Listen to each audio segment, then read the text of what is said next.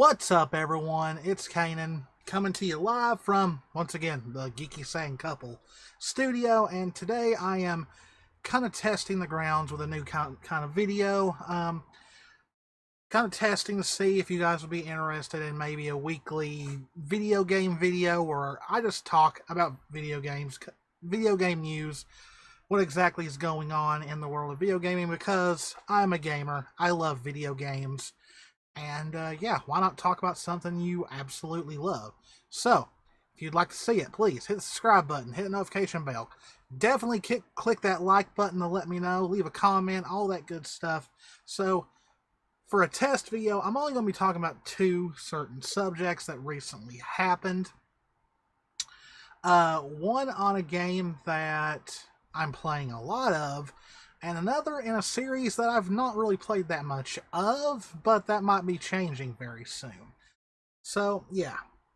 So first, I want to talk about Grand Theft Auto 6. Now, there is no denying that Grand Theft Auto right now is probably one of the biggest and successful series in the world of video games. And with Grand Theft Auto 5, which has probably lasted way longer than many thought possible, I really do think for a lot of people, they were starting to get tired of waiting. Where's Grand Theft Auto 6? Well, of course, a good while ago, there was a leak of some alpha game. It was either alpha or pre-alpha, something like that. Footage that had been leaked. They had actually been hacked, I believe, and it was leaked, and everybody saw it. And it got to the point where if you even thought about showing off the footage of that, you would get your video taken down, and you would face legal action. Now, I do believe they did catch who did it, and I would hate to be in their shoes. But what really started this all off was that Rockstar Games is pretty much going to be celebrating their 25th anniversary. And I know when I saw the first tweet, I was like, okay, 25-year anniversary. This would be a good time to finally say, hey, we're going to give you Grand Theft Auto 6 soon. And lo and behold, they did just that. We are very excited to let you know that in early December, we will be releasing the first trailer for the next Grand Theft Auto. We look forward to many more years of sharing these experiences with all of you. Thank you, Sam Hauser. Now, as of right now, unless this hasn't updated itself, it is at 170.2 million views, over 347k reposts or retweets, 155.2k quotes. I'm actually shocked that's as low as it is. 1.5 million likes and 50.9k bookmarks. Okay, there are usually a lot of video games that get announced. There is usually a lot of movies that get announced and stuff like that. They don't see these kind of numbers in just a tweet. So this is a big deal. Grand Theft Auto 6 may very well be the biggest video game launch in history, because it's that anticipated. Keep in mind, Grand Theft Auto 5 originally launched on the PlayStation 3. And as I said in the previous video, for the people who watch our channel for Ruby, Ruby Volume 1 was airing when that game came out. We just finished up Volume 9. Yeah, a lot of time has went by since Grand Theft Auto 5 released. Now, of course, they re-released it on PlayStation 4. They re-released it here recently on PlayStation 5. There's also Grand Theft Auto Online, which a lot of people don't really enjoy, but they still play it. So yes, Grand Theft Auto 5 has seen probably one of the longest longevities I've ever seen for what is really at its core a single-player game. Now, of course, my history with Grand Theft Auto is not that big. I actually remember playing some of the original one back on the PlayStation 1, back when it was a top-down view. You were above the city and you'd do all this stuff. Now, as far as what would become the formula that everyone loves, the only one I really played was Vice City on the PlayStation 2. And the biggest reason why I even had Vice City was because my dad got it for me because it was the biggest current video game at that time. Because you all know me, I'm more of an RPG player, a horror player. I wasn't really much into the games that are like Grand Theft Auto, but I found myself playing it. Now, did I actually play the game and play the story out? No. What I really did was I'd jump in a car, I'd turn the radio on, and I would just cause random chaos throughout the city. I will say, Grand Theft Auto Vice City has one of the best soundtracks in the gaming world, so if you can get a copy of the original PlayStation 2 version, grab that for the soundtrack alone, because if you play any newer version, those licenses have ran out, so you won't be getting that. But yeah, I would just steal cars, run around, and just cause random fun, and make my own fun in the game instead of actually playing it. And I think at Grand Theft Auto's core, a lot of, and in this day and age, a lot of people will praise like the story aspect and stuff like that in it, character and all that. But I think really what so many people enjoy about Grand Theft Auto is just getting in the game and doing random stuff. I've seen a lot of YouTubers make careers out of just playing random stuff in Grand Theft Auto 5. Whether it be, like setting up goals for themselves, or just doing random stuff, like Dashy XP, trying to take out the bus driver in all of his videos. People have literally made a career of just playing Grand Theft Auto 5. And now we have this. So they say early December. More than likely the Game Awards. The Game Awards is on December 7th, so that is more than likely where we will get our first look at Grand Theft Auto 6. If you guys hear coughing, Jess is under the weather, so excuse that. Allergies are really kicking her butt this year. So yeah, are you excited for Grand Theft Auto 6? Like I said, I'm not a hardcore fan of Grand Theft Auto, but this is such a big deal and such a historic release. I might actually get it. And play it. Who knows? But yeah, that's like I said, since this is the first time, since it's the first time I'm doing this, I'm only going to talk about 2 games. And the next one I want to talk about is Baldur's Gate 3. Now, of course, I've put up a couple of Let's Play episodes of Baldur's Gate 3. I didn't really think I would play the entire game on the channel because it's a very long game. It's been out for as long as it has now, and I've barely touched Act 2. But that is because my job takes up a lot of my time. I just don't have the time to really sit down and play it like I wish I could. But Baldur's Gate 3 was currently, about 2 days ago, back in the news, because there was a little thing that happened this past week called the Golden Joystick Awards. It's one of the very first game awards that happens around this time of year. Now, of course, the big one is the Game Awards, which will happen at the beginning of December, but this is usually a nice little pre-show thing to see and look at where all the big heavy hitters are more than likely going to place. And Baldur's Gate 3 swept the Golden Joystick Awards. They won 7 awards. They won in every category they were in. The only ones they lost were the ones they weren't in. So a quick list of the awards they won. They won PC Game of the Year. Larian Studios, the ones that made the game, won Studio of the Year.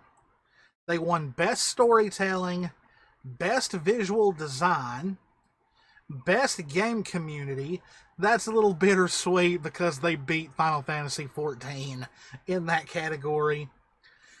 Best Supporting Performer for Neil Newbon, who portrays Astarion in Baldur's Gate 3. And the big one, Ultimate Game of the Year. So, yeah, this was a major win for them. Because they beat heavy hitters like Legend of Zelda, Tears of the Kingdom, and many other games. And And like I said, like, this was done to where they made it. I don't remember seeing the list for Ultimate Game of the Year. I don't know if a game like Starfield was in there.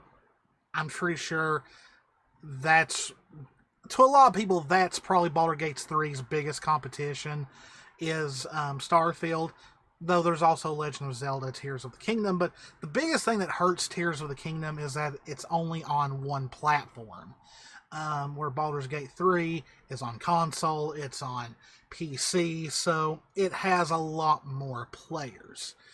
And this could be the start of a very, very successful awards campaign for Baldur's Gate 3.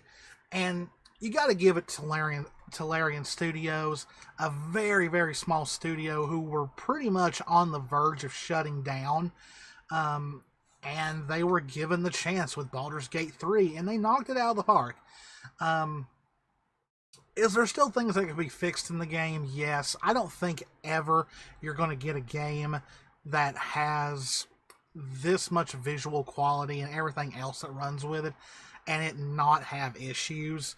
I just think it's impossible. I do not think in this day and age there will ever be a solid, perfect game released at launch where it has no bugs.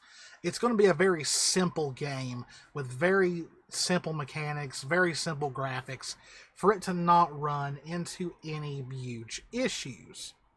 But yes, I was very happy to see Larian Studios win Studio of the Year. That is a major boost for that studio, and you always want to see the small studios succeed. But, best storytelling.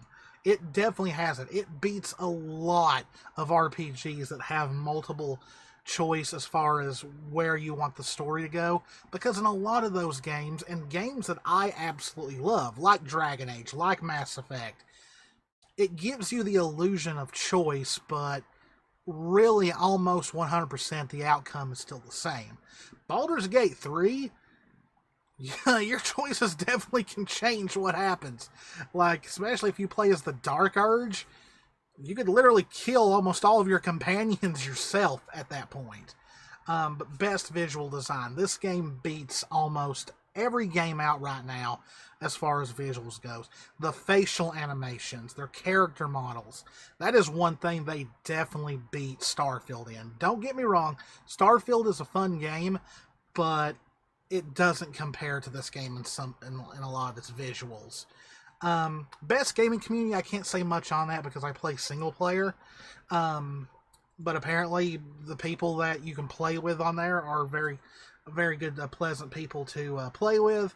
But yes, Ultimate Game of the Year. It seems like here recently, and in these last few years, we get these games of the decade.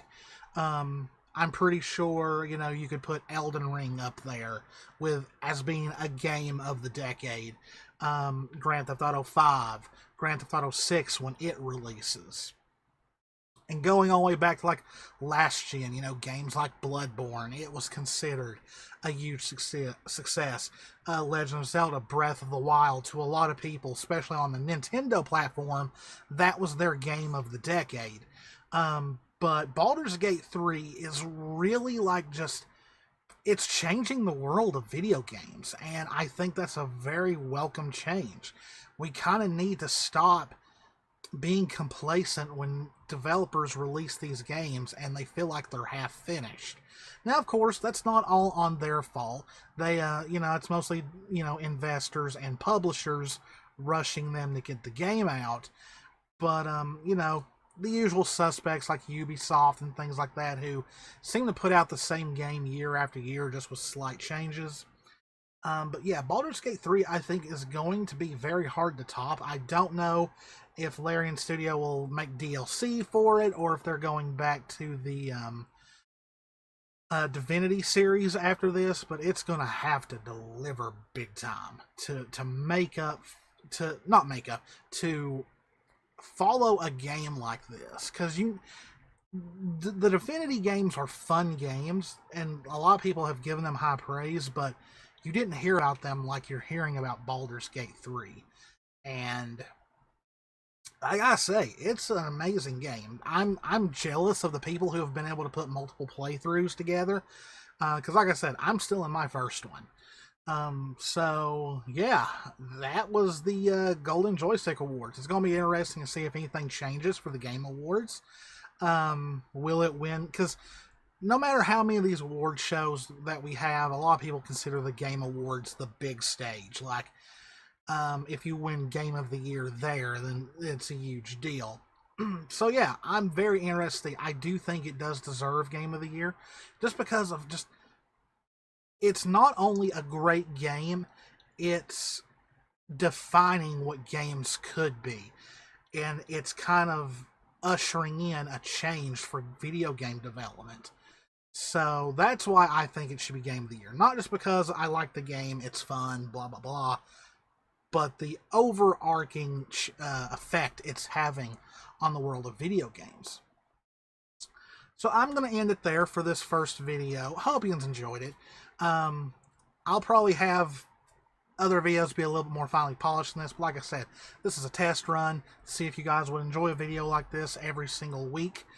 But if you do, please, like I said, let me know in the comments. Please like the video, share it around, and please consider subscribing. As always, guys, this is Cannan. Me and Jess love you all very, very much. Stay safe out there. Take care of yourselves, and I will see you in the next one. See ya.